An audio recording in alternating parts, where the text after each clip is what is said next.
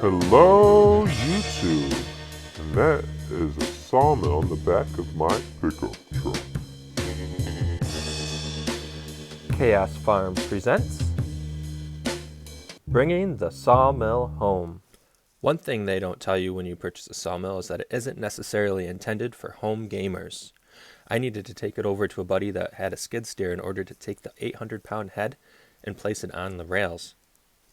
Also, the mill itself was heavier than I originally anticipated. It weighed the back of my truck down quite a bit. These are some of the first cuts that I made, and these are the very first cuts that I made from a tree that had overblown in a storm in a neighbor's yard. This is one of the pieces of lumber after it was planed. And this is one of the very first shots I ever took operating the mill. I believe I am making a cut that will produce 14 2x8s. The 2x8s were used to make rafters to extend the runout on one of my buddy's barns. In this shot, you can see the rafters.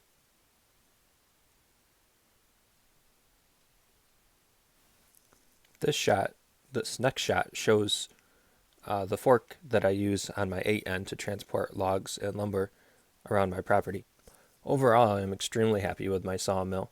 It's a huge learning curve, however, and the mill may not be as intended for home gamers as I had originally anticipated.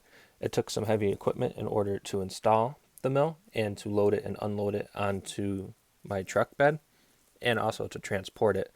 So for someone that is just starting off, these things may be a little bit more involved or advanced than what they were originally anticipating. At least that was the case for me. Hey, hit that like button and subscribe.